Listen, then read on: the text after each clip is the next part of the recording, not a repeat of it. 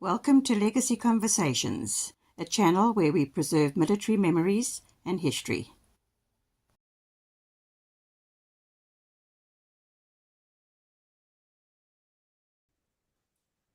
Hello Internet, I'm excited. I've been waiting for this episode for a long time, and so did my guests. And I'm very excited actually, because these guests, one of them anyway, was involved in writing a book called the MiG Diaries. I have it here, and it's signed, and I must tell you, fantastic book. If you want to know anything about the air war in the later years during the World War, and even earlier, whenever the Cubans arrived, this is a book you actually have to read. And we're very privileged. We have Lionel Reid, who will introduce himself just now, one of the authors. There's a team of people who actually wrote this book. And also we have Colonel Cobus Toerien of 2 Squadron, who actually features in this book, and he was also on Legacy before. Gentlemen, thank you for coming. Thank you for your time. We really appreciate you. May I ask Lionel, can you tell me about yourself? How did you end up in the Air Force and your career, and then you became an airline captain, and then we'll ask the same question of Colonel Toerien, and then we will find out how this book was written, and of course the main character in him would be the Cuban pilot, who came over as a fantastic man. Well, thank you, Chris. Thanks for the opportunity to be on Legacy Conversations. Yeah, I was fascinated with flying from a young age. That's all I wanted to do, is be a pilot, and particularly be an Air Force pilot. There was never really a plan B. And lucky enough, after school, I went straight into the Air Force, National Service in those days. And during the initial part of National Service, I managed to pass pilot selection. Get into the Air Force, I was only 17 at the time. And then got my wings, 1985. Flew Harvards and Impalas during my PUPS course. Then after PUPS course, flew Bosboks, and then later on went to fly helicopters, and Pumas mainly. Left the Air Force in 89, went into instruction, charter flying around Africa as things were starting to open up at that stage. And then started in the airline world, some of the small airlines like Comair, and then onto SA. And I've spent most of my career in SA. A short break in between flying for a few other airlines, but now I'm back at SA, and that's basically been my journey through aviation. Thank you. Really appreciate that introduction. Colonel Toerien, you were on Legacy before, twice, but please can you tell us about yourself? Yeah, of course, thank you. And I was actually thinking I'm just joining, listening to Lionel today, but anyway, thanks for the privilege. Cobus Toerien, you can call me Cobus, please. Otherwise you have to say Colonel retired. Fortunately, it's not rest in peace, but retired. Like Lionel also joined the Air Force. All I wanted to do was fly, and I joined in 74. I didn't do the normal, not normal, but from Harvard to Impalas, and then to the academy where we had to do our officers course, but I remained. And I, for my parents' sake, they said, you can do what you want, but you must do a degree. So I did a degree course at the military academy. From there, Impalas, and then from the Impalas, that's where the Angolan conflict started, got involved, and then eventually up into Mirage course, and from Mirage course to the F1s, F1Cs at 3 Squadron. Spent most of my time there, in and out of headquarters as well, doing instructors course, and following that to that 9-month senior staff and command course at the Air Force Museum, because that's where I'm now, but at the Air Force College. And from there, and I was very fortunate to go to 2 Squadron. I was officer commanding 2 Squadron flying Cheetahs for 5 years. I left then in end of 99, and I joined also SAA, but I joined as an accident investigator, flying safety. That's what I've been doing apart from the flying. And they're all asking me, why don't you fly? Basically 2 reasons, but the bottom line is, no pain, no gain. So I had to go and do my ATP licenses, and they gave me the opportunity. So I started flying as the safety guy at SAA. And I was at SAA for 20 years, of which flying 14 years. And then at SAA, you have to retire at the age of 63. So 2019, I had to retire. And because of my background in aviation safety and accident investigation, I was very fortunate to step into jobs with the IATAs, and I'm doing a lot of contract work in safety at the moment. Still enjoying what I'm doing. I'm not flying. And then, of course, another highlight in my career was when Lionel knocked on my door and said, "Can you help me?" Now, I can't write, but I know where to find people. And so we spent a lot of time, and it was so, and I didn't spend maybe not even a 20th of what Lionel did with the book, but the involvement with the book itself, it made it so personal, and I really enjoyed that journey. So thanks so much for the opportunity today. Yeah, it's a pleasure. I'm really glad that we got hold of you. So, Lionel, can you tell me how did this book come into being? Well, a bit of a long story. I've always been fascinated during the times in the border war with some of the people that we flew against. I thought some of the aircraft that they used, the MiG-21 Delta Wing fighter and the MiG-23, the Swing Wing Flogger fighter, I always thought these were iconic kind of Cold War aircraft, and always wondered what the pilots were like that flew these aircraft against us. And over time, after the war ended, or actually near the end of the war, I did a joint monitoring commission flight. I was flying Pumas at that stage. And we spent a whole day, we met up with one of the Angolan helicopters. They flew in their top brass, we flew in our top brass. And then we did little hops throughout the day. And every time between the hops, we chatted more and more to the Angolan pilots, and we gradually became very friendly with them. And by the end of the day, when I flew back to Ondangwa that night, I remember saying to the chap I was flying with then, Mike Hill, I said, "Gee, Mike, I hope we don't go back to war against these guys. I'll find it so difficult because they were so different to what I expected or what I thought." And then, life carried on, and I went into the airline world, and you're fascinated with that new direction. Then started thinking about it again, and I started building model aircraft and wanted to build model aircraft of the aircraft that had been in the Bush War. And I was trying to find out more facts about the MiG-23, the MiG-21, those type of fighters that they used. And I reached out to another modeling friend of mine and asked him for some more details, if he had any contact with any of the guys who flew these aircraft, to get more specific details. And he put me in touch with a guy called Eduardo Gonzalez Saria. And I didn't think the guy would even reply to my email. So I emailed him and I said, "Ed, I'd like to find out some more details about certain things about the MiG and things from your side." And a couple of days later, I got a reply. He said, "Shoot, boss, what do you want to know?" And his English was far better than I expected. And his knowledge of the war and the knowledge of the SAF, the knowledge of the thing was very impressive. And that's when I found out that he'd actually been friends with Dick Lord. Him and Dick Lord had a very strong correspondence friendship over the years before Dick passed away. And he was still in touch with June Lord at that stage. So it was very interesting chatting to him. And then the more I chatted to him, the more I realized, there's a lot of things about the air war that were quite different to what we thought. You start realizing that you didn't actually know that much about your own war. I always say I played a rather insignificant part in a rather significant war. And then you start realizing, goodness me, there's a real story to be told here.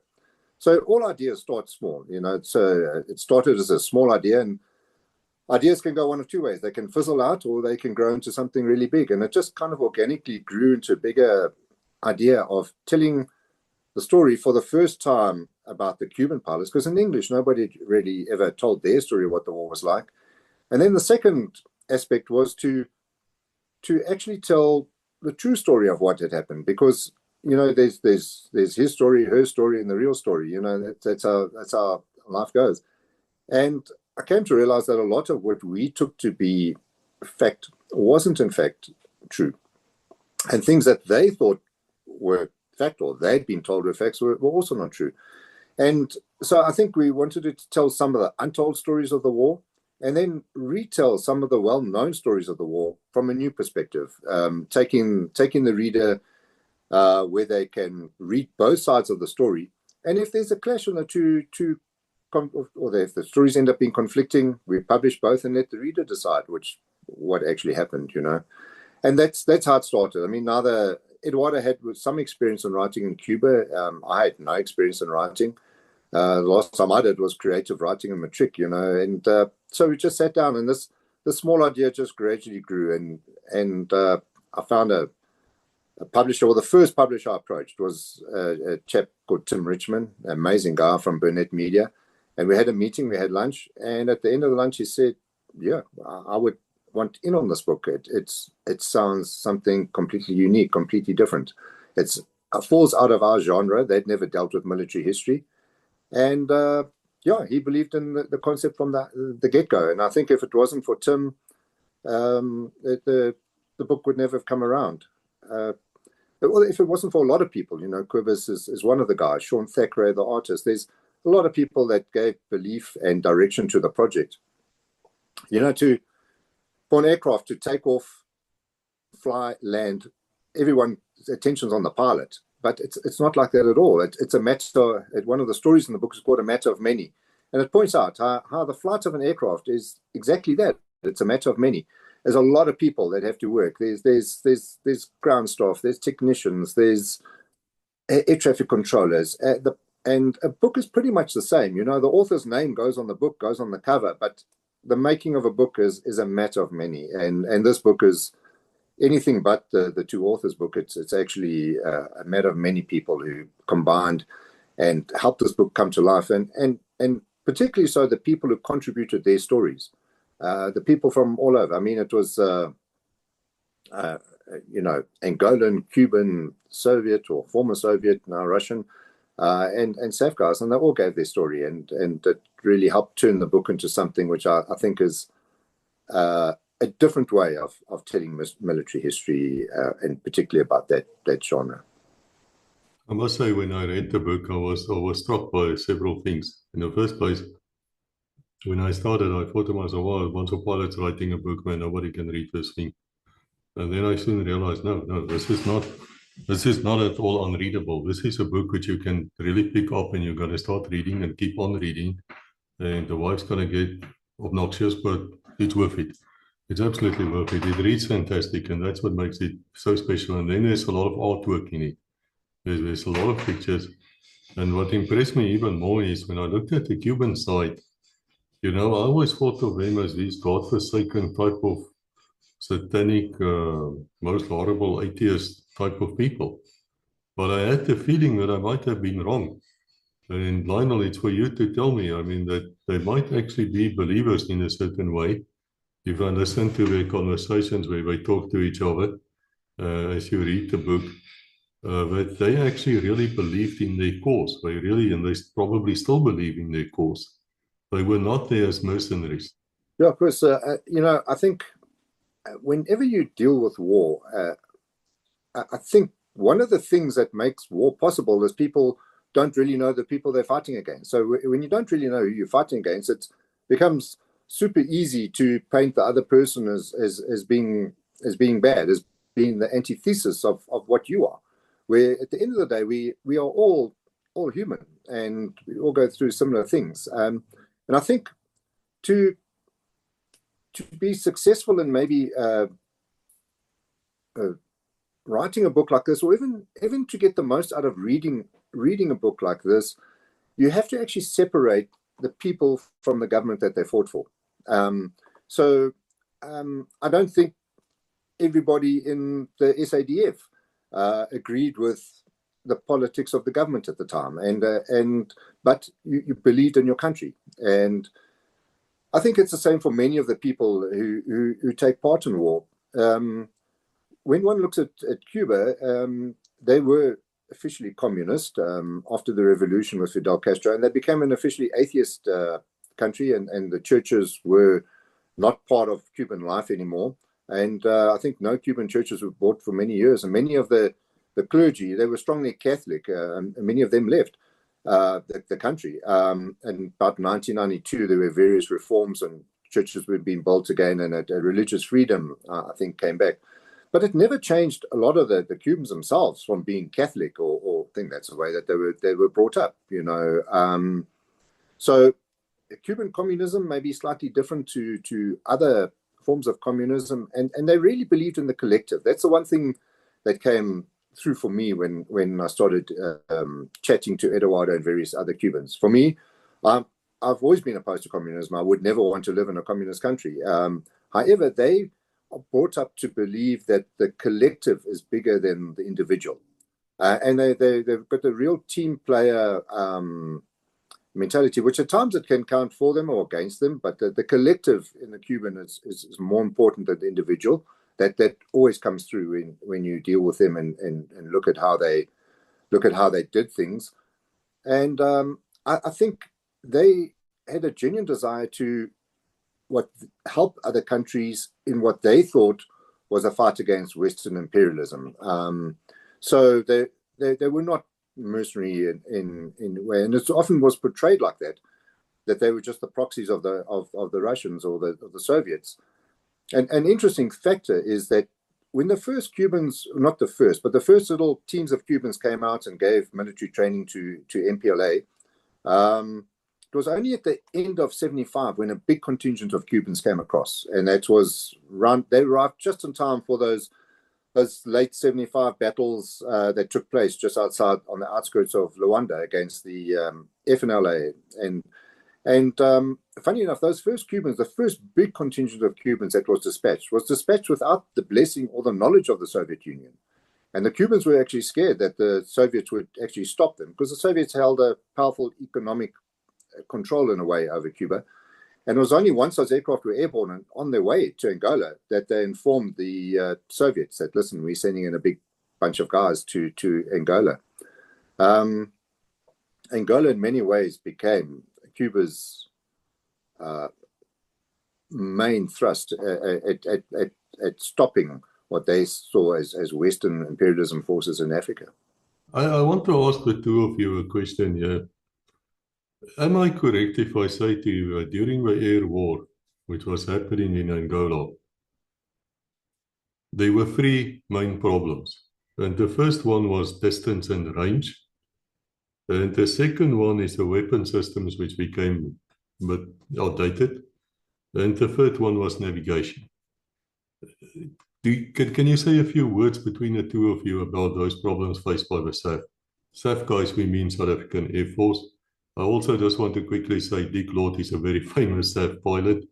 He was involved with a Top Gun principle, which became later known as Top Gun, but perhaps you people can explain Dick Lord a bit better than me.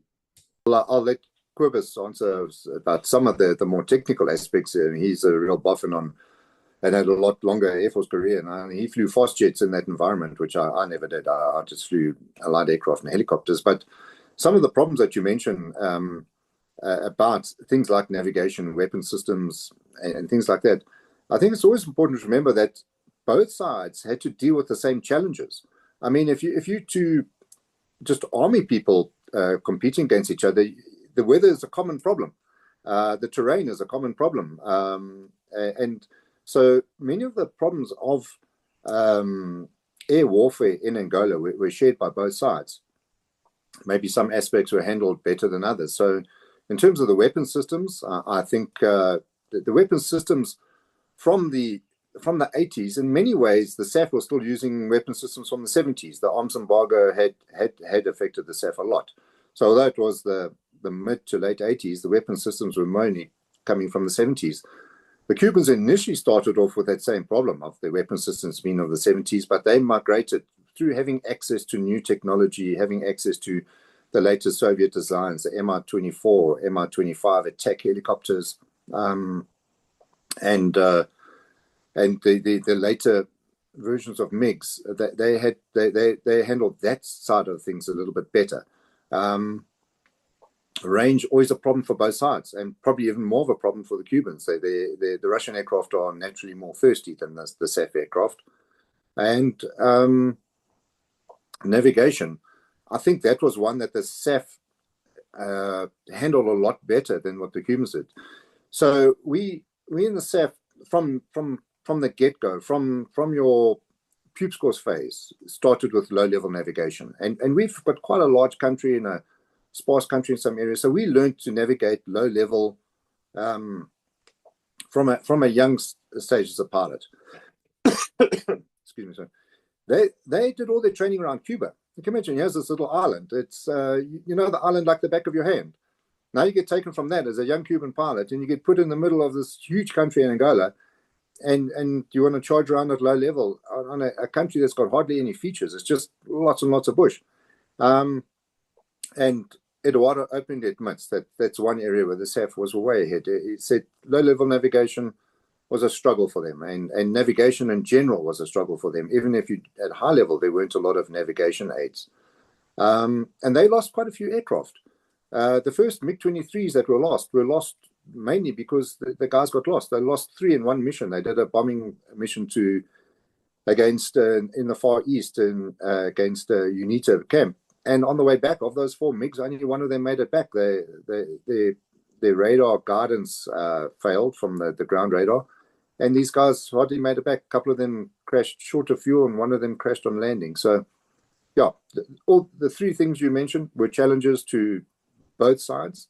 And the various challenges were handled differently by the 2 sides. But Cobus can add a lot more in that regard. I'm sure. Lionel, yes, thank you. Yeah, those are good questions. I think let's start with the first one, the range. Yeah, the range was a problem for us. The range was a problem from them. But I mean, with external fuel tanks, that's something we used. And if you even look at the latter days where the guys went in at night, low level, and back with one squadron with the AZs, you know, so yeah, we had the same problem there, although it wasn't the biggest problem. The one you mentioned about navigation, it was amazing how we adapted, how quickly adapted. I mean, if anything goes wrong, you turn south and wait for the cut line. Once you cross the cut line, then it's we go left or right.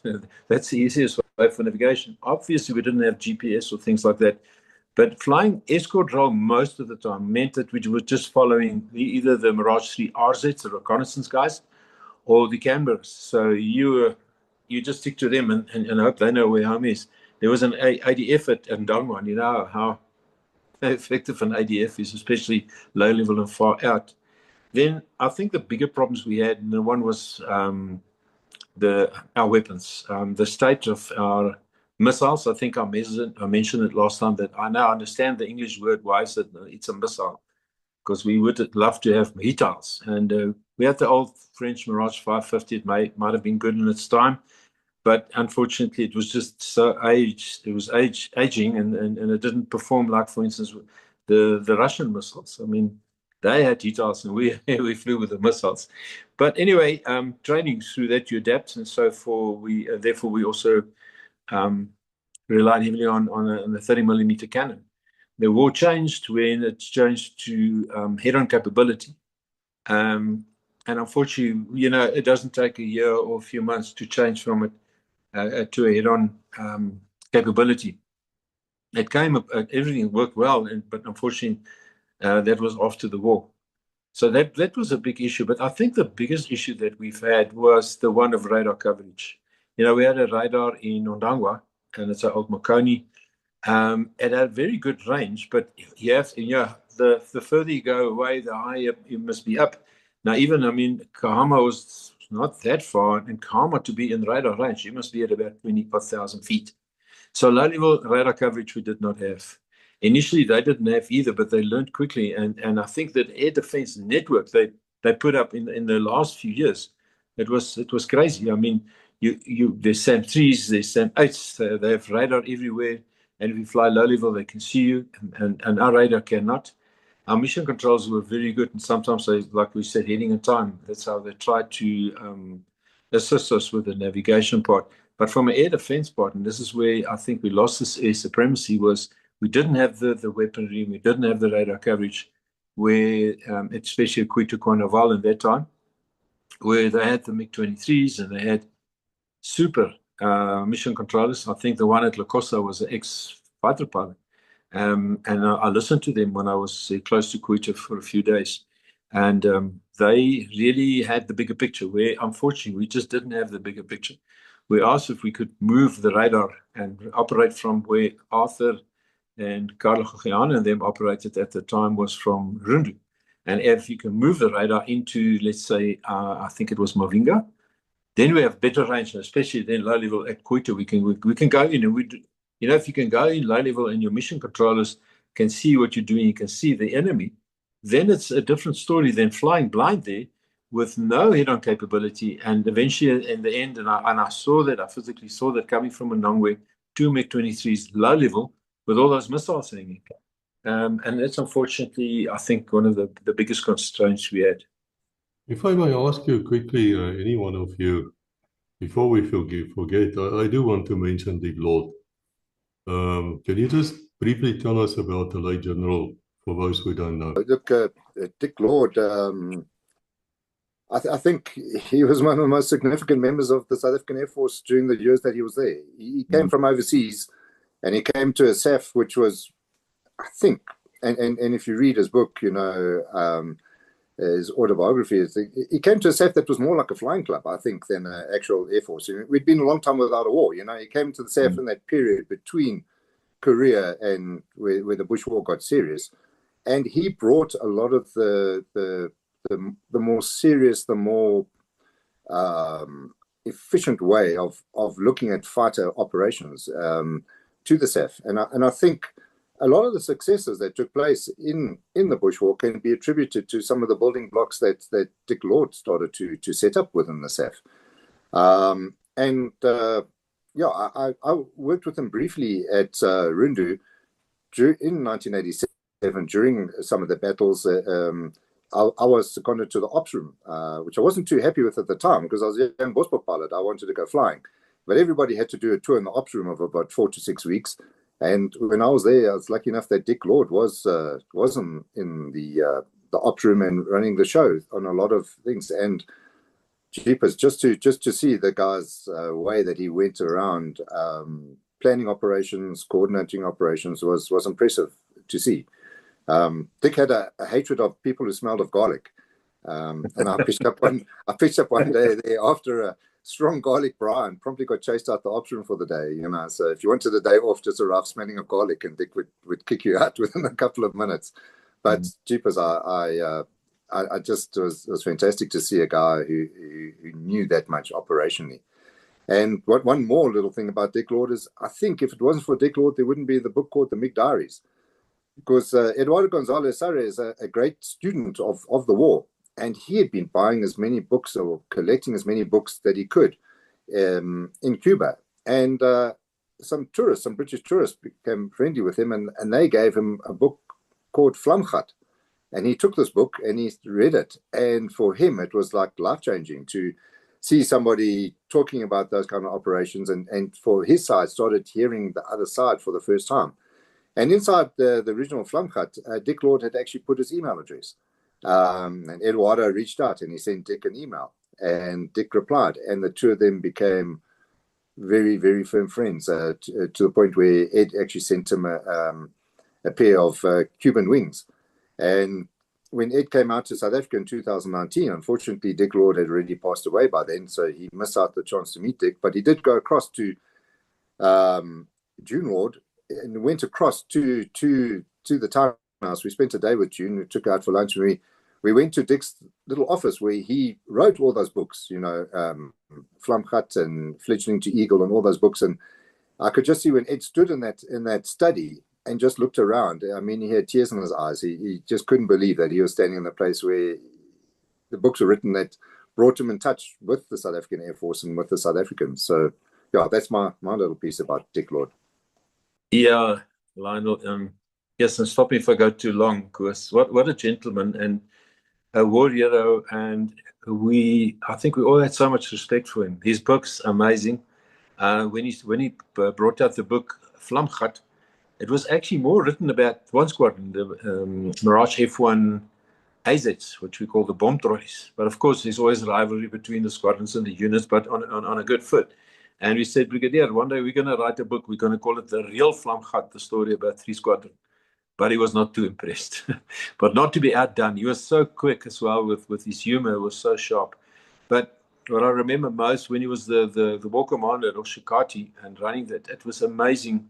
The insight he had, and at times he was very honest with us and said, guys, I don't know why we're going to do it this way and that way, but because of this and that, we don't have the political background. And for him, everything was important. These people, were the most valuable assets he had. And he always said, I don't want to lose you guys. And I remember one day he came to the briefing room. I was still flying Impalas, and from Oshkati to Ndangwa was not too far. And he says, guys, I want to speak to you about something, but I'm not really sure how I must do this. So anyway, I know to speak as it is. And yeah, we thought, oh, what went wrong now? And he said, you know what we do, and as much as the chopper guys hated to babysit for us, we always, for instance, would go when we're done what we did with Impalas, lay level back, and we let Inanna know, or let them know, radio contact, we are heading back, and then we fly over. Inanna was one of the places they sat most with the two Pumas, with two bats, or sticks, two sticks of bats. And then they'd fly low level formation, and we would formate on them on the sides.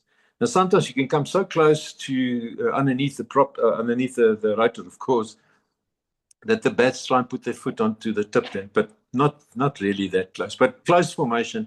And that was just a morale booster for everybody, and that's how we fly initial over Ndangwa. And he said, guys, you know, that's beautiful, and I don't know why you do it. And yeah, here's my point. In those days, you know, it's difficult to see where Swapo is. I mean, if they don't wear the uniform, he's just another Angolan guy. Or not Angolan, sorry, Southwest. We were in Southwest Africa at the time, at Ndangwa, living in Ndangwa. And he said one RPG 7, that's at air-to-ground, well, it's actually a ground-to-ground a rocket, not a missile. If that gets fired into you and it hits one of your aircraft, can you think how sad it would be if you lose 2 Pumas, 2 Impalas, and 2 sticks of parabats? And he said, yes, General, yeah, we didn't think of it like that, you know. I said, but that's why I am here, and that's why I'm in charge. I must make the difficult decisions, and I really think that the risk is just too high. He said, I know what we gain from that. And you know what he said, but I'll leave it up to you how you're going to fix this.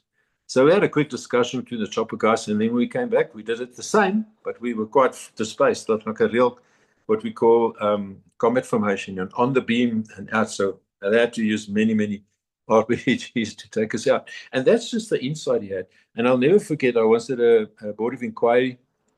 His name was, he was Andries Botha. He was actually a citizen force doctor, young guy. And he had an engine problem there outside Rundu, just the side of the border, and he ejected just in time. And we did the investigation. And I'll never forget, we used to have in the Defence Force, then you have Afrikaans month and you have English month.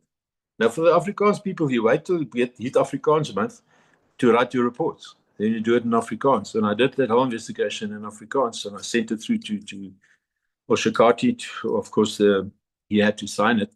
And I got a phone call at 3 Squadron from Brigadier Lord from Oshkati. And I thought, hey, what did I do wrong now? And he said, listen, all I want to tell you, I've read this whole thing in Afrikaans, and I understood it. And I just wanted to say, well done. That's the type of person he was, and he was well loved by everybody, sharp sense of humor. But yes, what a tactician and what a strategist, if I can use those words. But to him, his people were the most important. Yeah, that's fascinating. We've heard about the General, rest in peace. You know, it's fascinating. You people have mentioned too, one thing here which struck me is, and if you hear my cat meowing in the background, I do apologize. I'm alone here in the building and he wants food, but he has to wait for the course. Huh, Tiger? Anyway, he's used to being spoiled. A book was written a while ago, just after the Second World War, which was called The Jungle is Neutral. And it was written by one of these chaps who stayed behind when the Japanese overran them here in the east. And then they would create like commando raids and all sorts of things in the rear areas. And he wrote the book, The Jungle is Neutral, to say that exactly the same problems the Japanese army has would have a British army and so forth. And it struck me because we made an episode not long ago about the bridge over the River Kwai and Hellfire Pass. So when I mentioned the 3 main things which I identified, and Lionel immediately said they had the same problems, it struck me because the one thing which came out to me in the book is, I'm not sure that the Cubans, and please correct me if I'm wrong, was that well trained to survive in the African jungle, because it is a bit unique. if you shot down or you have to go on the run, there's not only soldiers who can get you. There's crocodiles and snakes and lions and the heat and all sorts of things. And I know that the staff was extremely well trained in this type of thing. Can I have a few words from you on your impressions on the Cubans in this aspect? I think the Cubans coming out to Africa was a big change. It was massive. I mean, Angola's a huge country, very diverse terrain, very different to what they would have experienced before. And I think as pilots, they also found everything to be very different. And I think the one thing that struck me is that they're fairly adaptable in the ground forces. In the flying side of things, that they stayed quite set in their ways of doing things, which was more the Soviet way, flying Soviet trail formations and stuff like that, and a very strong emphasis on ground control, which becomes a problem in a country as big as Angola, because the pilots at times have to use a lot of their own initiative, because you'll be out of radio contact, or the radar will fail. What I did see from, well, chatting to Cobus as well later in the war, and also chatting to Eduardo, was the Cubans started to adapt a lot later in the war.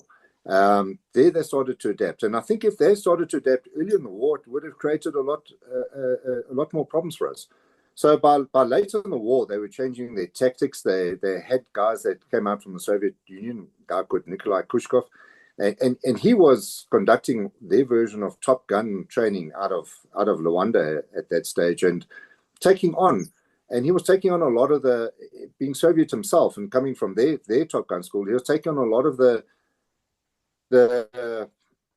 old stable way of operating and changing it to a more initiative-based way of operating. And guys like Eduardo Gonzalez himself, who'd now done 3 tours in Angola, was also coming up with new tactics, new way of doing it. We don't have to take off with afterburner. The MiG is so overpowered, we can take off without afterburner, and that'll give us a few more minutes on top cover. So I think we were very good at adapting in the SAF, and I think they started a bit later in the game adapting than we did.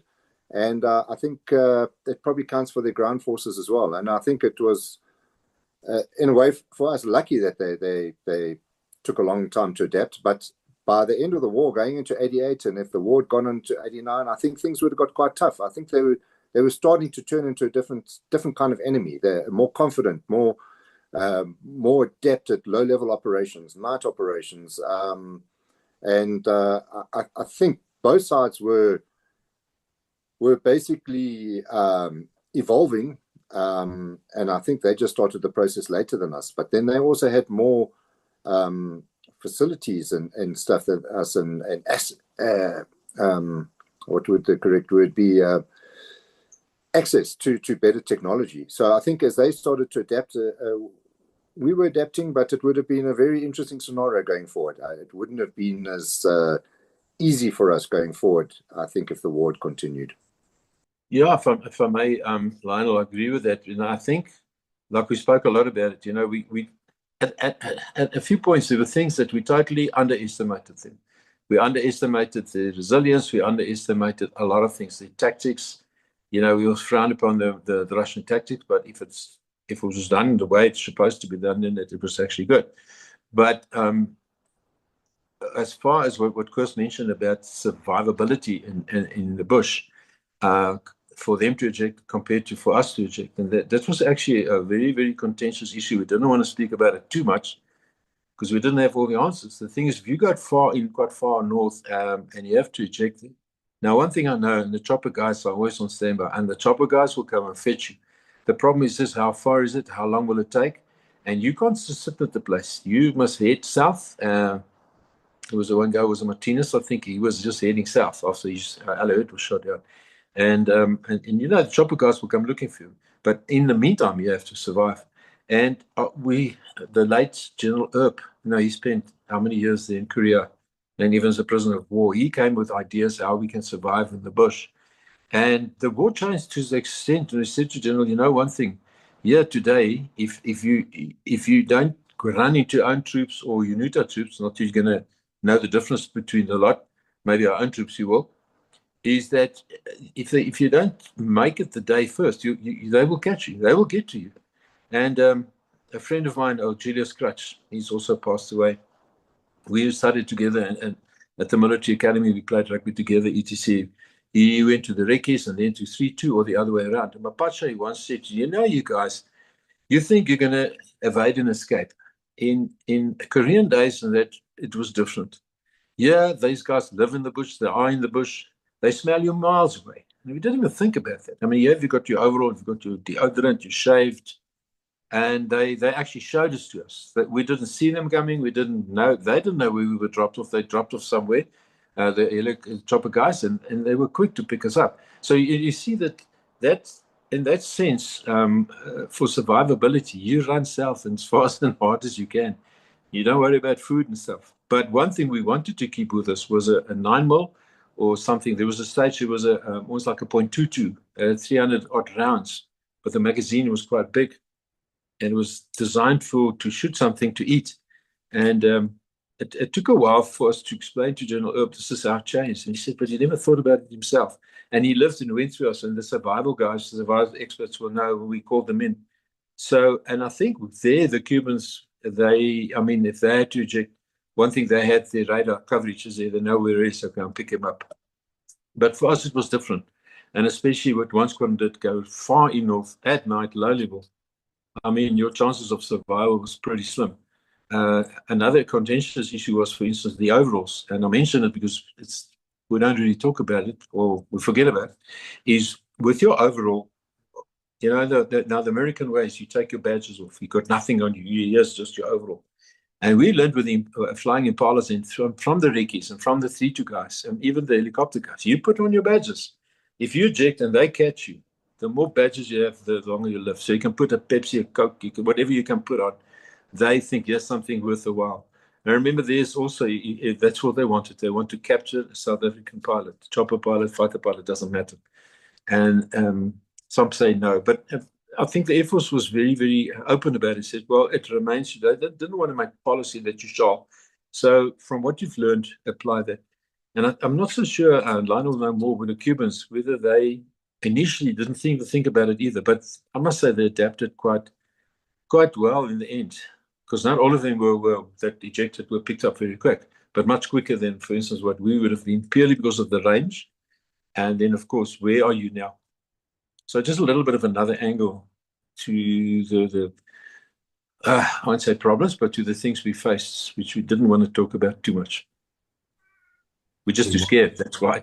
There are several incidents in the books. Actually, there's a lot of incidents in the books, guys, and we don't want you to just listen to this and not read the book, because at the end of the day, even if we speak here for 2 weeks constantly, you're still not going to cover everything in the book. You have to get hold of this book to read it. It is a fantastic book to read. And then things came out of there which I didn't know about. And I thought to myself, well, I know a fair bit now after 1,000 episodes and thousands of hours of research, for writing my own books, as well as, for the Legacy Show. And I found out things there, and I was just like, my eyes were popping. I was saying to Rebecca, my wife, I was saying, man, if I only knew that. And then I thought to myself, I'm very glad I didn't know that. But you know what I mean. And so I just want to briefly touch a few incidents or episodes here. And the first one was where you see C-130. Now, that is a 4-engined cargo aircraft. We had several pilots talking about it. And they were flying missions low level, extremely low level at night to supply, I think, Mavinga or Jonas Savimbi's people. And they got actually intercepted by the MiGs. And we didn't really know about it until this book came out. Lionel, may I ask you, please tell us, what did you discover? Yeah, that's one of the more interesting stories. I think actually one of my favorite stories in the book, because it's one that was pretty exciting, and in the end nobody got hurt. So that was one of the incidents that got me researching the book, because I read an overseas publication by Harpier Publishing about a Cuban MiG that intercepted a SAF C-130 low level at night.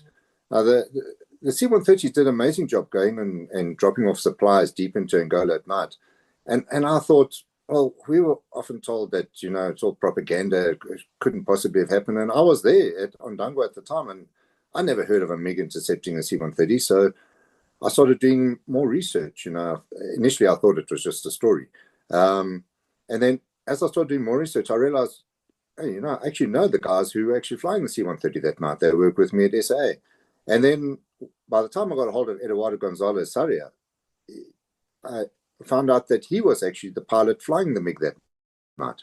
And I took his account, and he gave me the exact times, his speeds, the speed of the Hercules, the just all the details of that thing. And then I went to the Hercules guys, and I said, guys, when you were flying the Herc that one night, and a ground-to-air missile, a SAM, surface-to-air missile, came right past the Herc, tell me more about it. And then they gave me all the times, the parameters.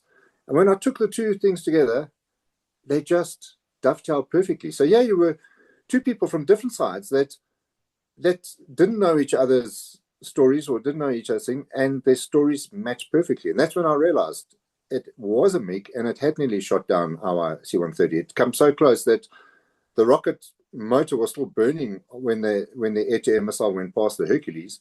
And it was such a big air-to-air missile that everyone thought it was a surface-to-air missile. And the rocket motor has still been burning. It left little weld marks all down the side of the Hercules from the molten metal coming out the rocket. And the proximity fuse failed. If that proximity fuse had gone off, that C-130 and perhaps the other C-130 for mating with it would have gone down in the middle of Angola. And it would have been very, very difficult to explain what they were doing there. And later on, I interviewed Victor Zazaraj, who was the personal secretary to Pik Botha at the time. And Pik Botha was the Minister of Foreign Affairs at the time. And Victor Zazaraj said to me, Arnold, it would have changed the war. He said, diplomatically, he said it would have been a disaster. We would never have been able to explain it away. So it was one of those nights when we underestimated the Cubans.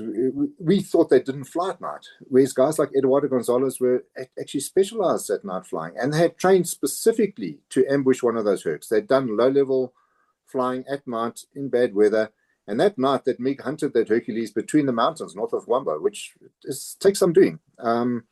So yeah, it's one of the maybe more exciting stories in the book, and one of my favorites, because in the end, Eduardo came out to South Africa in 2019, and he met 8 of the guys who were flying the Hercules that night. We had a pub lunch at High Flyers, the old High Flyers, and we started the pub lunch at 11 o'clock in the morning. I think it ended at just before midnight, and basically because they were closing the place, I think. And guys who nearly killed each other 30 years ago, more than 30 years ago, became friends. And Mark Binu and Eduardo Gonzalez are both firm friends now. So it says at the time, I was really upset the missile missed. Now, I think it was one of the most fortunate misses that could have happened. I just want to say to you people here that we have a Captain Walter Weiss, who made several episodes on Legacy talking about these low-level missions, which we were flying with a C-150 and C-160, and we have a C-160 was standing there at the Air Force Museum in Swartkops in Pretoria. We also made a video there with a pilot standing there inside, outside. Very fascinating. Please have a look at that. But since you mentioned here that Colonel Eduardo came to South Africa, I noticed in the book more than once that he says, I saw you first. And he's very proud of it. Now, I have to ask the fighter jockey, Cobus Toerien, why is it so important to Colonel Eduardo to say he saw you first? What does he mean? In context, if I understand what he meant was, it's like any air combat, anything that in air, if you see the other guy first, you've got the upper hand. And any engagement, even if it's at night, especially at night between the mountains as well. Yeah, if I'm correct, he was referring to that, and I can only speak on that. Is that I saw you first because there was no radar, no nothing. I don't know whether their radar could help him from his talking. And I remember that, especially that night that they had High Flyers, we asked him about that as well. And I wasn't under the impression that he had any radar vectors from a mission controller. I think at the time, that was still earlier in the war, that he showed us the map. He brought that map with. The next day we went to the museum. There was General Barker, General Gagiano, everybody's there, and he had the map. and I think it was huge for I think it's the same for any other pilot as well. If you're flying somewhere and you're looking for another aircraft and you saw him, but in combat, I think that I saw you first. Just it must have boosted his morale. You know, here he's spending night after night, mission after mission, high risk missions, and he doesn't see anything. And then he saw him, and I think that was so imprinted in his brain. He was so convincing. He even convinced General Barker, who was very, very skeptical. He even came to me and said, "Listen, this general of yours," as I said, General Barker says, he doesn't believe me. I said, "Remember, he's a test pilot, eh? You must first win him over." Because it's not that we didn't believe him. We saw the evidence. It's just that he thought that's impossible. How can the Cuban guys do on his own at night intercept a C-130? Now, it's not a small aircraft, but the bottom line, there were two of them, but you don't see it. There are no lights and they fly in the dark. How do you see them? And I think that was so etched in his brain, that part. Now, I saw you first. Now, he said that to the transport guys, for whom that doesn't mean as much as it would to me, for instance, because he has got visual. He's got the advantage. I think that's what he meant, Koos. Okay. No, I'm glad you answered that. Lionel, you want to say something? Yeah, just a correction, a small correction to what Cobus said there. It was a radar vector, so it was brought in on radar vectors onto the Hercules. They had actually put a little radar station on top of the mountain, specifically to pick up the Hercules. So that particular one was a radar intercept to a point, but then Eduardo had to take over with his own radar on the MiG, because the ground radar was losing and regaining and losing and regaining the Hercules. So once he got to a certain range, then it was run on his radar. That particular incident wasn't a visual interception, and it was all run off the MiG's rather complex radar system, but it had to use a little bit of trickery to get the best out of the radar system at the time. I think seeing where Ed liked to joke about seeing you first was when Mark Binu and I were waiting at the airport for Ed to arrive from his flight. He came on the Iberia flight from Cuba to Madrid and then on to South Africa. And we were searching for him. We didn't realize how short Ed was. So we were like looking over all the passengers, and he said to us, "Guys, when I arrive, I'm going to wear my wings on my shirt so that you guys can see me." Yeah. And we were just peering all over. We just thought, "No, where's this guy?" And almost all the passengers were through, and we just couldn't see this guy. And suddenly we heard this voice that was just on our right, low down, said, "Say, are you guys pilots?" And then when we looked around, we looked down, and there he was, the short little guy, and he looked at us and he said, "Never forget, I saw you first." You know, so a typical fighter pilot, as Cobus said, the fighter pilot who sees the other guy first, he's got all the advantage, especially in that era of warfare. Yeah, but the C-130 incident was a radar one, a radar governed incident in many ways. Just to clarify.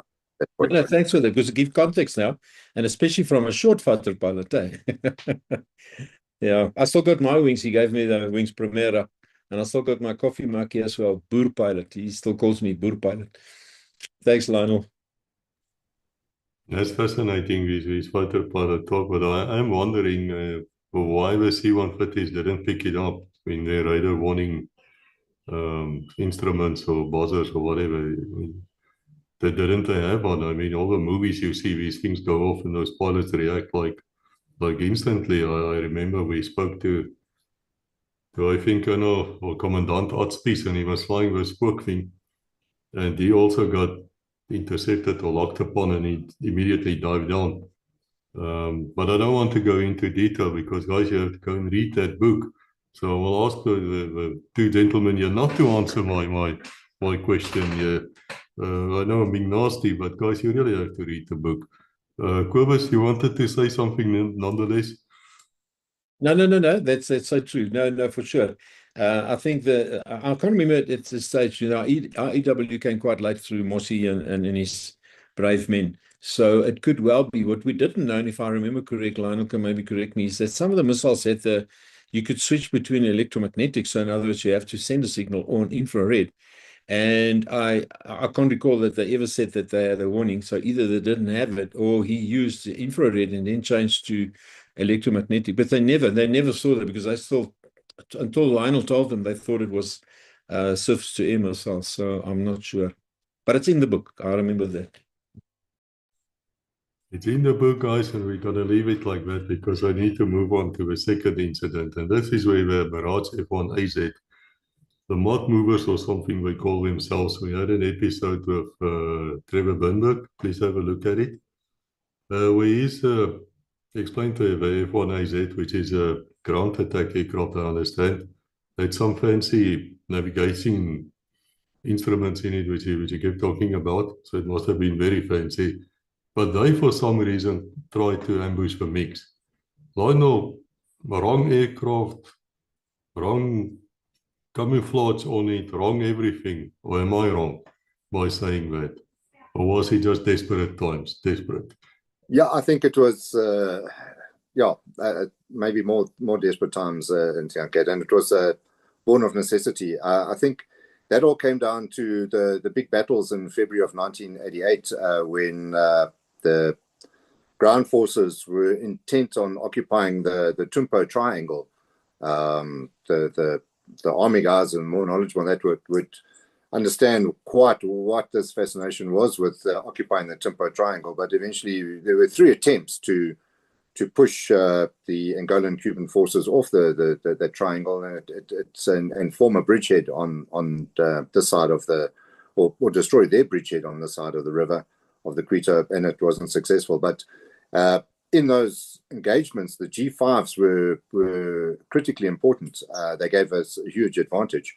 And the G5s couldn't engage the enemy during the daylight hours because at that stage, the MiGs had air superiority, so they were flying around in the day. And every time the G5 fired, a shockwave created this huge big cloud of dust. And the MiGs would see it, and it would create a homing point for their attacks. So the Mirages were requested to please come help. 3 Squadron wasn't available at that time. They're back in South Africa. And so 1 Squadron was dispatched across to Rundu. And it was just like put together in a couple of days. And Johan Rankin was in charge of 1 Squadron. He had a lot of air-to-air combat experience. And he came up with a very interesting tactic, different formation. And the idea was really that they were going to fly around low level, and the MiGs, expecting the MiG-21s to come down and attack the G5s, and the MiG-21 being the older Delta Wing fighter, while the MiG-23s, the better aircraft at air-to-air, was going to stay high. And they thought they could capture, or not capture, shoot down one of these MiG-21s when they came low. It didn't quite work out like that, and it turned out to be a day where there were 2 air combats in one day, and then the one in the morning, the MiGs actually ambushed the F1s because it picked up their camouflage, which wasn't ideal in the circumstances. And we so nearly lost an F1 that day. And the only reason we didn't lose an F1AZ that day is the Cuban pilot had his missile switches in the wrong position at the launch time. And the guys all escaped. And then that afternoon, there was another combat, and this time involved Johan Rankin. And in that combat, they so nearly shot down a MiG-23. The MiG-23 thought there were only 2 Mirages. In fact, there were 3, and they kind of got him caught in between them. And the only reason 1 Squadron didn't shoot down a MiG-23 that day was the poor missile technology, the old air-to-air missiles that the SAF had. So it was a day of contrasting fortunes. In the end, everybody survived. Nobody got shot down, but it came awfully close. Yeah. An interesting combat. And the full story of that, one only found out once you started interviewing the guys from the other side and things. So with writing this book, we didn't try to write a Pulitzer-winning prize book or anything. Or no, we realized we're not fantastic authors. So we reasonably competent pilots, Eduardo and myself, and we spent decades in the cockpit flying aircraft. And we try to use that knowledge to take the reader and put them in the cockpit. So whenever you read these stories, you move from the MiG cockpit, what the MiG pilot was seeing, because we interviewed him. Then you go to the Mirage cockpit and experience what the Mirage guy was seeing. And that often helps you to understand the combat and how to unfold it. So we try to make it fairly exciting. And you move from the various cockpits during all the combats. And we were so lucky to have so many of these pilots open up to us and tell them about the experiences, even the things that they got wrong. You know, enough years had passed, that the egos have died down, and the guy can say, yeah, well, could have, should have done that better, you know. And it was, so that's how we went about telling those combats. And then we actually had the engagement by Cobus Toerien. We actually met the MiGs. I wonder if you can tell us about that. What happened that day? I understand it's the best moment in your flying career and also the worst moment. What's I saying? I don't want to talk about it. I think, well, let me get to the beginning. At the time, I was fairly new at the squadron still, but the modus operandi was the Canberras would take off from Grootfontein. And when they passed low level over Ondangwa, we were sitting in the cockpit ready, and we just start, take off, and then go and meet up with them. And we always said then we pitch to a height, but the camera can't pitch, it has to climb. So we would pitch to a height, and obviously then you break your radar silence, of course. And it's all in the details in the book, so I'm just going to go quite wide. So we were on a reconnaissance escort mission. And when these two Canberras went past, my engine wouldn't, not my engine, the aircraft engine wouldn't start. And I was fairly new, but I've learned that eventually, you know, what to do.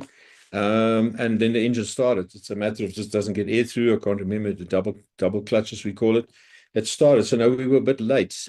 So the cameras nevertheless pitched so long, and they climbed to about 20,000 feet, and it was in the Kahama area.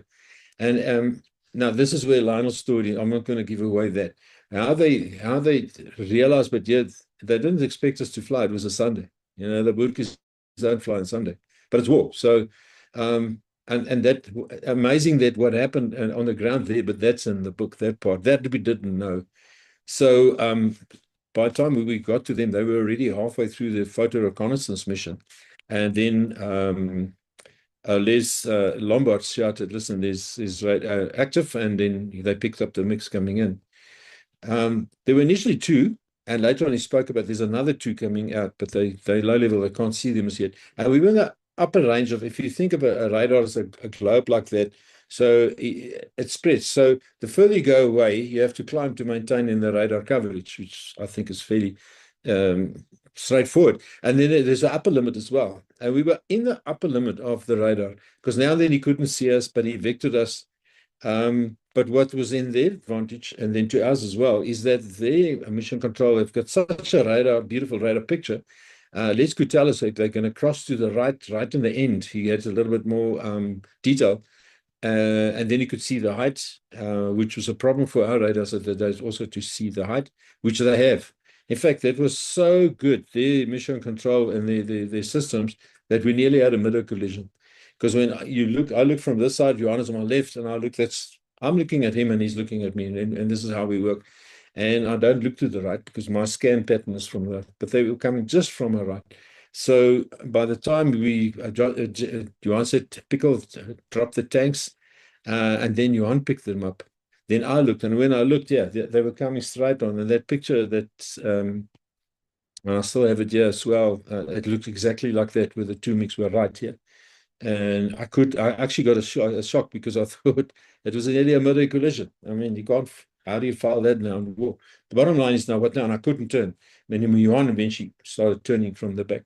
So that's what put us in the advantage, except Johan was fairly much on his own, and I tried to do catch up all the time. The interesting part is that I said, yes, like there were two guys that had white helmets. That's how close it was. And they were both looking inside the cockpit. That's the worst thing to do when you're going to cross. That's why Reino Celier's painting also was called The Cross. Then we cross. You must be outside. And in the stories in the book, because like Lionel said, here's our story and here's the Cuban story, and it's like a puzzle like that. So nobody was lying. Nobody was trying to be brave or clever. And then that was actually a 6-minute chase, and the details are also in the book. But what was amazed me is that you have them here in front of you, try and catch up, and as you catch up, the one missile was fired, and it didn't go ballistic, but it didn't track. And then the number two decided, no, this is enough for that day's war, and he did a split test like I do. And I was looking back to see if there's anything I could see. Les was telling the whole time there's two more on their way in. And when I looked back, that MiG was gone. So I turned back. Now I had to catch up again. And that's why I sat close when Johan closed in and fired at 250 meters onto that MiG. An interesting story as well is now that MiG was hit and it exploded on the left. And I could see that Johan's aircraft looked like it was on fire, especially on the elevators. And that's all the debris that was on the aircraft. But now, you're supersonic and things happen very fast. And I'll never forget that sight. And the next minute, that MiG just turned up, high pitch, low speed, thick black smoke from the left, and it turned that way. And I was turning, I thought maybe, now I can get into the fight. And the words I heard, and I still have the video recording here, of the audio recording, and Johan is, I'm going down. Now, we both Afrikaans, but that he just said going down. That's what I heard. And now that he was going down to get air through the engine, to clear the engine from the compressor stall and do a restart, which is exactly what he did. But my little brain says he's going down. So I thought, yeah, that engine is out, because the aircraft, it looked like it was burning. And as I turned away, and I thought, oh man, there goes my chance as well. But at the time, where's Johan? And I reversed. And the next minute, when I looked to the right, I saw an aircraft pitching up like that. Now, from distance, I mean, MiG-21, F1, same thing, can't see the camera. And I asked him, Johan, are you pitching up, passing this altitude to the south? Yes, get on the beam, he told me. So I got back to him. And then I thought, you know what, that was it's maybe not the 6 minutes, but 6 minutes was the best thing in my life and the worst thing in my life, in the sense that you train every day for that moment. And I won't say it's not a disappointment. No, it's just, yeah, you're so hyped up now, But then last time I saw the MiG and we lost sight of him. And the late Brigadier Bossie Heiser was so excited because, remember, it was a propaganda war. And he said, when he saw the gun camera footage, and you've seen that, and then there's nothing left. What did you say the heading was, Nigel? Not presume, not assume. You had a nice heading for it. Oh, yeah, we call the chapter obvious. Obvious, that's it. Obvious. That's it, obvious. Now, Lionel, this is another beauty in the book. Every chapter has got a title. And the title says obvious, it means exactly this. It's like a Wikipedia part in this one, and I love that. Because it was so obvious for the journal that this MiG was gone. But now the intercepts also, I heard that he made it back to the base, but he ran off the runway and the aircraft's written off. So, and that's a kill. And Johan said to me, you know what, it's not our call. We do what we must do. And we had a glass of champagne. Mine was thrown over my head. And we went back to sit on standby. So yeah, that was what was interesting about the story is that Bertus Burger, General Burger, he was the leader of the formation, and the late General Des Barker, he was the number 2. But the 2 navigators, Swanee was in the one. They taped the whole conversation, and Bertus's commentary on the whole thing was something you can't publish. Was in fresh Afrikaans, and it's just amazing that he was so in it, and in the end, the late Lionel, it's sad to say the late so many people already. He was sitting at Ndangwa and asking Otto Shikati, and then he said, listen, what happened? Did you get the MiG? But he was also so excited, so that broke the radio silence. And the last comment from General Burger was, next time use different bait. So we went back home, and yeah, it's so some of the things, and that's why it's so nice, Lionel, when we speak about it, then things start coming back as well. But I still have the video recording. Tito Foster, not video, the audio, the cassette which Swanee made. And when Tito Foster, also the late Tito Foster, painted his MiG, it's right next door with the 2 F1s in the top. He actually listened to that. That, he said, inspired him. And he asked me to title the painting, and I said, it's Bandits. Because of bogey, we speak about bogeys, the unidentified aircraft. So we speak bogeys all the time. But now for the first time, you can shout bandits because they are identified enemy aircraft. And there's few times that we could have said that. So, and that was the title for his painting. Just an amazing story, I have to say, guys. And if you think this is exciting, read the damn book. Because this is like it goes on and on and on.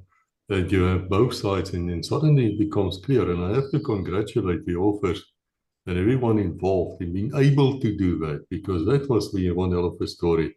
Lionel, do you want to say something before I need to ask about something which happened in Mozambique? Because of something you people say just now, it just stirred a memory. So short input is, we call the chapter obvious because when you look at the gun camera footage and you look at that MiG's wing exploding, it's obvious it didn't survive. And for years, the SAF was convinced that that MiG was a kill. And Dick Lord's books also projected as a kill.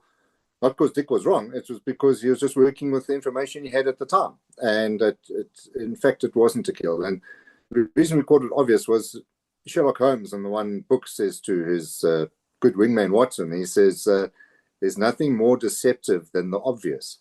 And that's when you think something is obvious, you stop looking. And then when I got hold of the Cubans, they said, no, it wasn't a kill. That MiG made it back. And eventually, one of them, Eduardo's one friend, found the photos and the photos in the book, and it made it back. It was obvious that it didn't, but in fact, it turned out to be exactly the opposite. So that was one of the days where we took one of the well-known stories and just retold it from a different perspective. It was out of the race for a year, but again, yeah.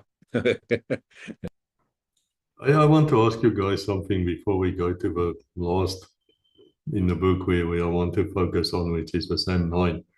But gentlemen, I remember I was still at school, somewhere in the 80s, a MiG, I think it's a 15 or whatever, defected from Mozambique into South Africa. And it was intercepted, as far as I know, by the Mirages. But for many years, there was a story where since the Air Force don't fly on a Wednesday because they play rugby, that is the time why this guy decided he's going to defect. Any truth in that, or is he just one of those blue job rumors? Sorry, you want to go first? I'll just, of course, you were. I wasn't in the SAF at the time, but my understanding was that defection was set up, and the SAF knew Bomber was going to defect on that day with that aircraft, and they were waiting to meet him. It wasn't, if I understand correctly, and Cobus can maybe say more, it was kind of a well-coordinated defection. Yeah, that was, I was going to, because we certainly thought it was the other way around, that these guys were flying and the next minute just Lieutenant Bomber on their 6. And there was such a joke about that. But I mean, that was, again, I think from Reino's putting up the pictures. And of course, we're supposed to be the intercept squadron, not one squadron. So yes, the truth, Lionel will know the truth better than I. So we just, we know that it was intercepted, and I don't think on the ground it seemed like there was no surprise there. So it was one of those stories that was kept secret for such a long time, and I think it still hasn't come out completely. But we met the guy. That aircraft came here to Waterkloof. It was a MiG 17 or 15. I think it was a 17. And guys like, then he was a test pilot. He also passed away, Bob Masson. And then 3 Squadron OC, General Jack Grindlin. They actually flew the MiGs. I think General Barker did as well. And we flew against it. And it's amazing. And they sat in it. They said, look, it's not beautiful inside. Neither Sukhoi 27 or 30, which I sat in, flew. It's not beautiful. But once those engines run and it gets airborne, it's amazing. It's the thrust, the synergy. There's no ergonomics in the aircraft, but the synergy of the aircraft in the air and the handling is just amazing. So, and yeah, there was a very interesting story. And like I said, I don't think we ever got the real story behind the story, but I'll buy what Lionel is saying, because he had more insight. He did more studies into that. We just kept on mocking now. Why didn't 3 Squadron intercept them? And they used the bomb trolleys to intercept them. I said, yeah, but he was cornered in your 6, as we used to call it. But yeah, they did well. And like I said, there's always 3 sides to any story. So you mustn't listen to the pilots when it comes to a pilot story. You must get the facts and then listen to Lionel. I can tell you guys, I'm working on some Israeli pilots and some people where they, many years ago, they wanted to steal a MiG-21. And they are telling the story how they actually stole it when it was fairly new. And they got the pilot to fly it out. And I think we were the first ones who actually grabbed it. And it's fascinating to me because of Israeli connection is, when I spoke to Rainier Kit, Commandant Kit on the Cheetah E model, I said to him, sir, that Cheetah E always looked to me like a kafir of a young lion or whatever in Israeli Hebrew. And he said to me, well, it might have been, because there were definitely hands involved. But that's another video, guys. We have to carry on here. This is fantastic. We're going a bit over time, but who cares? Who cares? Then something came out in the book which I had no clue about. And I don't think a lot of you out there know either. And yes, we're trying to work on somebody to get the entire story because it's worth an episode on itself. And that is where the SAM-9 Soviet Union type of surface-to-air missile battery, I suppose, got captured by the South Africans, and then they started using it against the Cubans, which is not very sporting, to be honest. I mean, but it did happen. I wonder, Lionel, can you tell us about that, and especially whether Colonel Eduardo, what were they thinking about it when they found out their own missile systems were trying to get them from behind? Well, the facts are that, Chris, that during the war, they never ever found out that their own missile system was being used against them. At the end of the day, they thought it was actually the Cactus. That was what their suspicion was, that it was a Cactus that had done the shooting down. So it was, I think it was one of the areas where the SADF came up with something that was pretty unique. And so they captured these SAM-9 systems in Opsa, and then they flew them back in C-130s. I think they flew them out of Onjiva. And then they kept them in Pretoria, and 250 ADG got involved with them. And they took them down to St. Lucia, and because they also captured a whole lot of the actual missiles. And then they started firing the SAM-9s at the St. Lucia range, the surface-to-air range. And they found out that this thing was a fantastic missile. It was robust, it was tough, it had really good infrared lock-ons. In fact, they put up a flare with a whole lot of telemetry data underneath it, thinking that as this flare came down, when they shot the missile at it, the missile would come close to the flare but not hit it. Well, unfortunately, that missile was so accurate, it took out the whole flare and all the telemetry data with it, like a direct hit. And that's when Mosi Basson started to realize that we're sitting on something very useful here, because being infrared, it can't be detected by aircraft. So if it's locked onto you, you wouldn't know about it.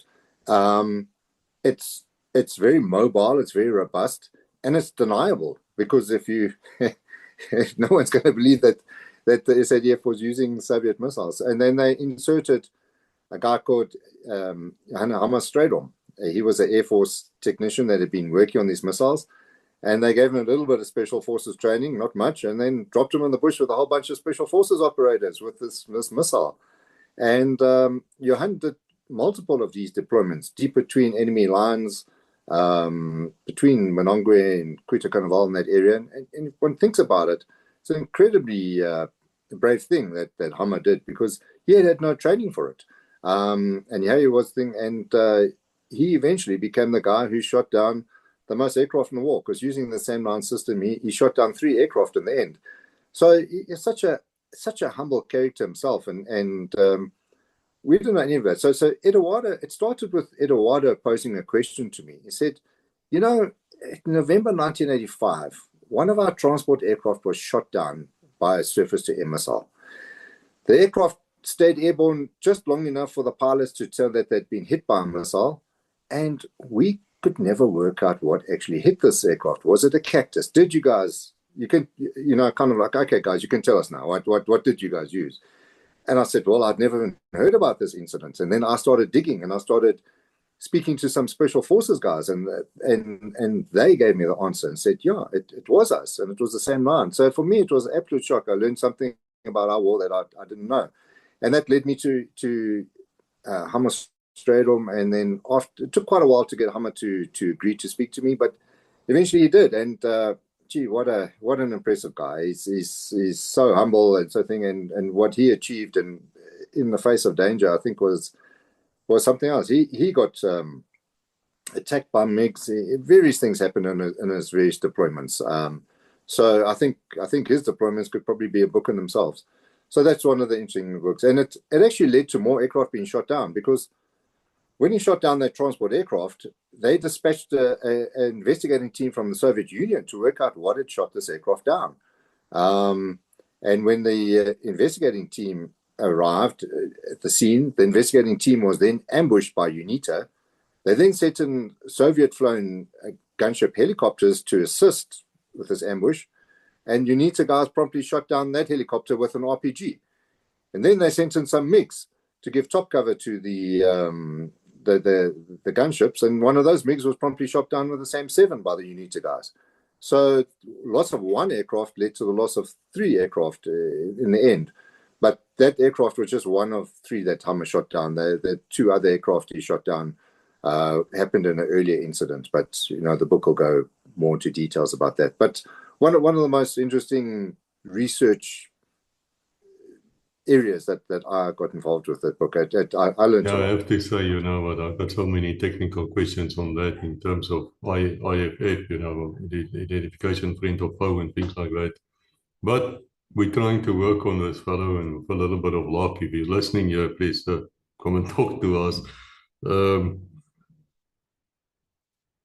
It's amazing what comes out in this book, guys. You know what? The more you read it and the more you speak to the people, it just flows. I said to him in the beginning, guys, perhaps we should talk about 45 minutes. Like we were talking 45 minutes. I know it's a lot more. And I'm really grateful for it, because this is exactly, you just cannot put this book down. It is just fantastic.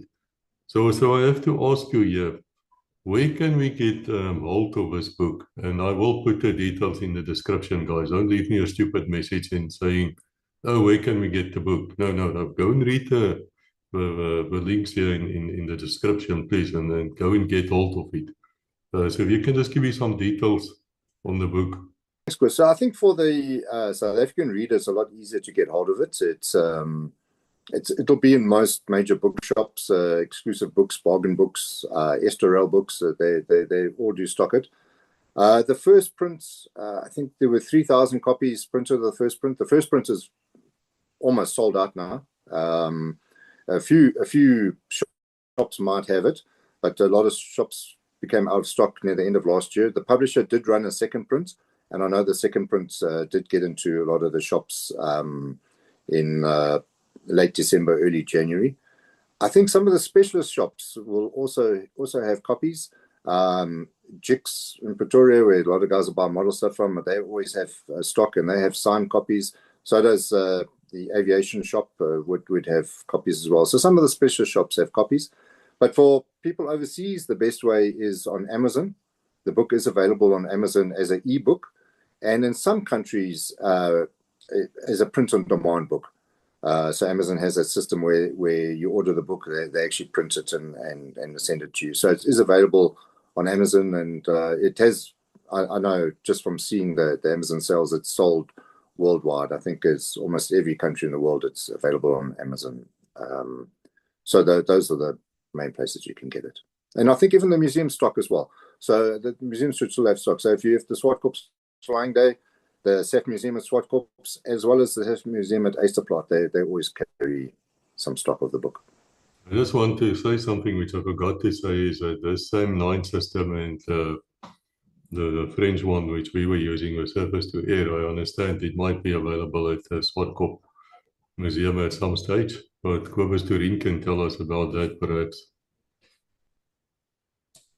Yes, we're working as a friends with the SAF Museum. That's how I got to meet Johan Slater, and we became good friends in the meantime. On Saturday, we had a big meeting as well, writing a motivation for the SAM-9 that is there. Incidentally, that SAM-9, it's a BRDM vehicle with a SAM-9 Gascon launchers. But in one of this, and when Johan was climbing around, he was so happy. Well, he knows it is there, and he said, no, that is the SAM-13. So it even can carry SAM-13s as well.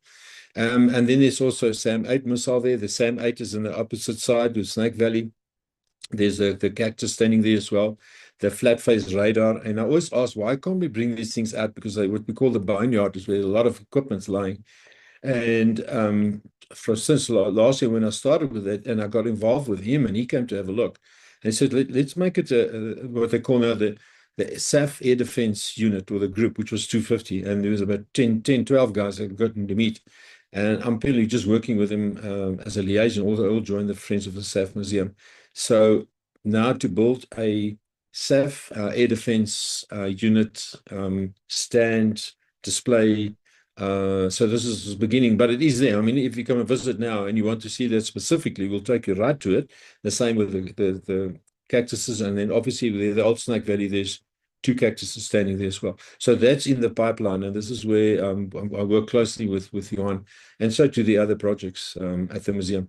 And if you want to come and buy a MiG Diaries at the museum, you have to come quickly, because I think we have 2 left in Swartkoppen. Maybe there's 2 or 3 at Eysterplaat. We will definitely keep you guys informed as this process go along. We consider ourselves here at Legacy as being friends of the museums too. And many of our videos come from that, and we're most grateful for the people who helped us. Now, I also understand that Lionel's book was also at some stage auctioned off to assist people who was in need. I wonder if you two can just tell me a little bit about it. I do understand that, look, not all the proceeds go to that, to the charitable thing, but sometimes they would make books available to be auctioned off to assist those who needs assistance. Yeah, well, I think Cobus can talk more about the project in its entirety. And the project is to help Arthur Piercy, who's well known his story about his incident that happened in the Mirage. But Arthur's been going through a tough time in the last while. So one of the ideas that was proposed, Cobus and a few of these other ex-Mirage colleagues were running with a fantastic project to raise money for Arthur. So one of the ideas that came up with was to donate a couple of the MiG Diaries books. I think there were 5 to raise money. And so how to make these books unique, and that was when a whole lot of the Mirage pilots and Jaco de Beer and Cobus and all those coordinated the whole thing. And the books kind of flew around the country a bit and got signed by nearly all the ex-Mirage pilots. Well, a huge amount of them. It's just 2 pages full of signatures, and some very unique signatures. I mean, Johan Rankin is a very humble, very he sticks to himself type of guy, and Johan went out of his way to sign one of those books. I mean, just Johan's signature on his own is worth a lot of money. Carlo Gagiano, General Gagiano, so many people went out of their way to have those books signed, and I think it made those books into something that's really, really special. So they were then auctioned off and raised, I think, a lot more money than we ever expected for Arthur. And then, yeah, it just, I just find that if we can help that we need to, and I know there's going to be pictures and paintings and various things auctioned off to help Arthur as well over everything. But Cobus has been actively involved. He's done a huge amount of work to help Arthur. Perhaps Cobus could say some more. Yeah, thanks, Lionel. Actually, with Jaco started the idea, and it's not the first time we've had it before, but now in more and intensified, is how can we help Arthur in his medical costs and things. Medical fund only goes that far, although he's still part of the military fund as well. Is also because, Arthur was given about 5 to 10 years to live after his accident and was paralyzed. And it's now 38 years. Can you believe it? Since that day. So obviously, the cost is accelerating, and Arthur would never complain. If you ask how's it going, he says, no, I'm still good. I'm good. And then we realized, but we need to reach out, and it's maybe years too late. There's guys that reached out before. But anyway, long story short is then Lionel gave us 5 of the books, and the idea came up, what can you do? How are we going to do this? And then we got Rainier Kid. Now, he was not ex-3 Squadron, he's one of the Mirage guys as well. So this was basically for the 3 Squadron pilots to sign. And I can read that book's got quite a few people, and it did the rounds all over. Unfortunately, a lot of the guys are living in Australia, for instance, couldn't sign, but they always send their best wishes. And we had an opening ceremony where we launched the book, and he had so much time to put a bid in for the book. And then these 5 books, I can't remember, but it's over 50,000 easily that we made with these 5 books. And I mean, that puts a lot of things into Arthur's medical fund and help him with the wheelchair and with this and that. And thanks so much, Lionel. It was actually amazing how far those books went. as far as the benevolent funds are concerned, and Koos, thank you very much. I don't know if it's the right time now to speak about it, but it is, and there's donations from all over. It's one thing to give money now, but in time, then this is required. But we already there's an old Arthur Douglas PSC benevolent fund, which anybody can join. Some people would donate monthly, and most of us that are close by, and when I spoke with Arthur this morning or last night, he sent a message, is close by. So if he needs something, fortunately, we were here and we can drive there and help him. Or Gerda, and incidentally, Gerda, she fell the other day and she broke her old shoulder. She had to go for operations and things. So you can see, I don't know, if it's not the geyser, then it's the air conditioner. Something in that house just keeps on breaking stuff. But anyway, it's so positive. We can't believe it. So if there's more, but I'll and thanks for your help as well. I'll liaise with you directly and see how best we can do. Like I say, money is a good thing, but sometimes there's more things. People offered up their time. People offered, like for instance, a bed. First year, I think, arranged and got a bed, that can move up, down, and they don't come cheap. And the people helped to donate the bed as well. Also another long and lovely story. So that's in short. We will definitely make a separate episode for that as well, and we will leave some details also in the description, guys. I know that having spoken to a flight engineer of a SAF who crashed in Alouette and also lost the use of his legs, that the state will not provide the tires for the wheelchair. They might give you a wheelchair, but you have to actually replace the tires, which is not a cheap exercise to start doing. So we need to reach out and to help. So if I can ask you a last question, this is the last one, and then we'll say goodbye. Gentlemen, if you're standing next to one of these surface-to-air missile systems, do you have any desire to kick the hell out of it or something? Lionel?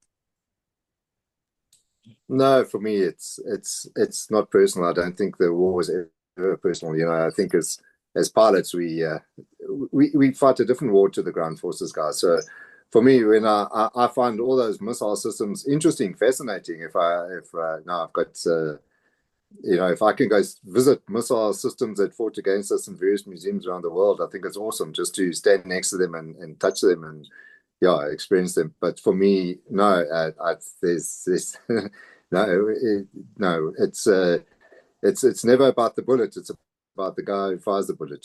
So for me, no, I've got no things against any of the missile systems. I beg to differ, but mainly because I had to deal with him at this stage. Hey, Lionel, I don't want to kick it. No. I want to burn it. And now I'm busy helping the guys to what is a nice word, repaint it and fix it. Yeah, no, not really. But another nice story for some other day is with the first time that we detected the same age. We were flying back. And I'll never forget, right, myself on the right, Ed Farafs on the left, Craig Manning was the Mirage 3 recce guy. And the next moment, we had the old BF systems. And when it goes, grr, grr, galloping horses, for me, it's a missile fight. For Ed means it's a radar lock, or the other way around. The bottom line, we broke like that. How we missed each other, we haven't figured that out. And the Mirage 3, on his, he had the damsel, Mossie's new system, and it said 8. And he just plunged down. And they couldn't understand how the 3 Mirages are supposed to be in formation. Comes here, the one, and 15 seconds later, another one. And then Mossi Basson was there, and he was jumping upside and down because they had the tape recording of that. But in short now, then they said, well, it's in a calmer area close by. So they got a line where the SAM 8 might be. And I said, won't you guys fly tomorrow or go out for another sortie so we can get another line and see how we can pinpoint this? I said, no, thank you very much. And that led to, I think it was Operation Fox, Lionel, that they captured that same 8. And we hope to move it out as well and also put it on display at the museum. But yeah, no hard feelings. Well, I'm going to help him repaint the systems, but they're great systems, make no mistake. Yeah, at the end, I just want to say there is something very special I actually learned in this book. And that is that the Mirage 3 pilots had a very special name for the F1 aircraft, if not the pilots. And I'm not going to reveal it because it's very insulting. I can quite understand why they took perhaps exception to it. But guys, you can go and find out in the book. Gentlemen, I'm so grateful for your time. Thank you so much. Please come back in the future, and there will be questions and we can answer it. And I just wish you the very best with this book, and I really hope and pray you're also going to write one now on the chopper boys and see what the Cubans will offer their helicopters in the future. No, thanks, Chris. It's lovely chatting to you, and Cobus, thanks very much for the opportunity. Yeah, who knows in the future? There's a lot of untold stories, a lot of stories that came across with this book that either didn't fit the flow of the book or there just wasn't enough space. So there's still a lot of stories to be told, but who knows? It's always, time is always an issue, but one day I'll get there, I'm sure. Thanks a lot, Chris. Thank you, Chris. Thanks, Lionel. Thank you to all of those who have so graciously contributed to my Buy Me a Coffee page. I do thank you, and I appreciate that you have found value in what I do on the channel. I also have to thank Koos and Rebecca, obviously, for allowing me to do so, to place my link. Also, remember, I have said all the contributions I'm planning to add to our endeavor to get to South Africa. At some point, I'm hoping this year. I'm trusting this year. So once again, you're not seeing my face, you're seeing some nice backdrop.